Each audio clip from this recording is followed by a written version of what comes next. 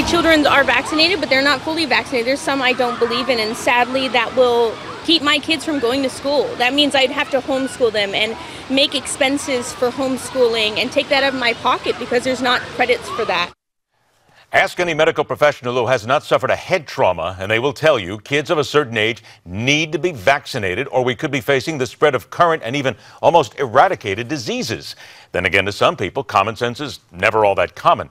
California lawmakers saw up close and personal what happens when kids aren't given their shots. The measles outbreak at Disneyland was a potential disaster that could have been much worse.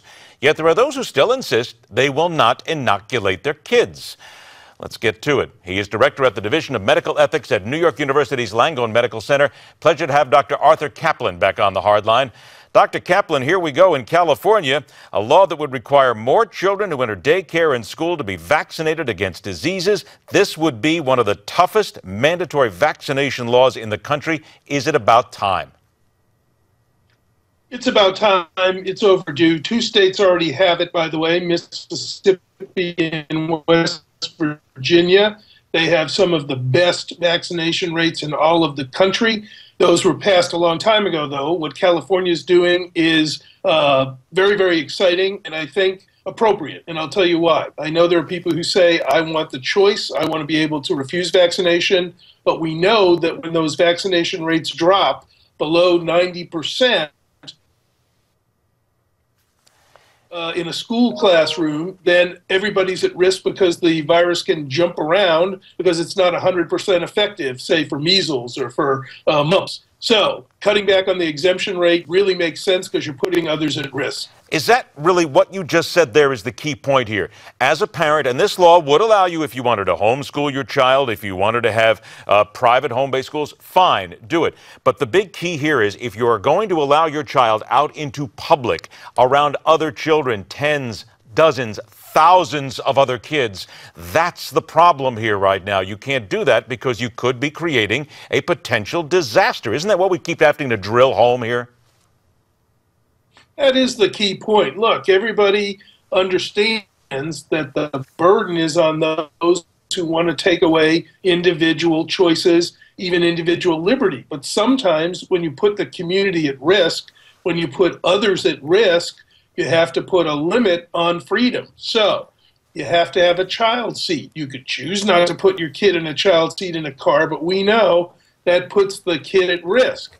You can drive as fast as you want, but we have speed limits because we know not only do you put yourself at risk, you put everybody else at risk if you're going too fast. In vaccination, it isn't just a matter of what you want to do with your kid, it's what happens to the other kids, particularly other kids who are sick, immune diseases, had a transplant, have medical problems. They can't vaccinate. You're going to make them potentially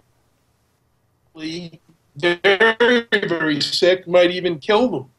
Dr. Caplan, about the 2 minutes I have left here, you used a phrase in there. You said limit on freedom. You and I both know that that is going to chafe at potentially millions of people who believe that their freedom is the most important thing. How then do you as a medical professional and other medical professionals get these parents, these guardians to understand this is not necessarily about freedom, but it is about a much larger picture? What have we got to do to drill it home and stop the anti-vaxxers?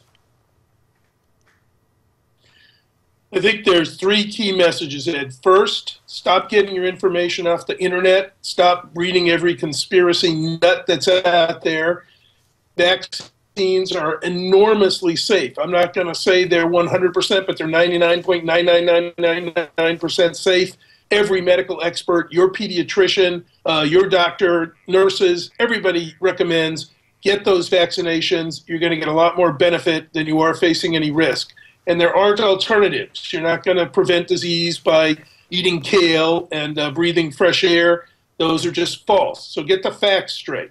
Secondly, you're free. If you don't want to do this, you've got to do the homeschooling kit. If you want to take care of your child and believe that vaccination somehow is bad, which you shouldn't, but if you do, then don't put them around other kids. It's not fair to the other kids. Lastly, if you send your kid to Disneyland or to school unvaccinated and they make others sick, then you're responsible. You know, there's not unbridled freedom when somebody makes a choice. when somebody has liberty, you're responsible for the consequences. You make somebody else sick, you better start to realize you could wind up in court paying for the costs of making them sick. Dr. Caplan, amazing what common sense will do. You speak it. We try to push it forward here. Hopefully we got it through. Thank you so much, Doctor. We'll look forward to speaking to you again. All right, now let's go ahead and throw it to you.